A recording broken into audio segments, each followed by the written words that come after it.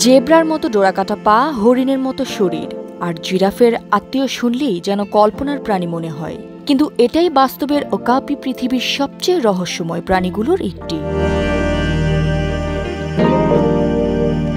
মধ্য আফ্রিকার ঘন জঙ্গল, বিশেষ করে কঙ্গো বেসিনে বাস করে এই লাজুক ও গোপন প্রাণীটি।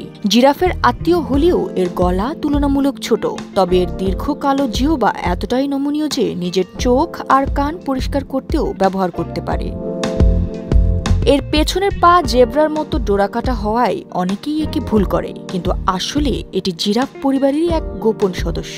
ওকাপি একাকী জীবন কাটায় এবং বনভূমির পাতা খেয়ে বেঁচে থাকে। বিজ্ঞানীরা প্রথম এর সন্ধান পান 1901 সালে, তবে তার আগেই স্থানীয়রা একে ডাকত জঙ্গলের ভূত নামে। আর জ্যোতি, দৃষ্টি 24।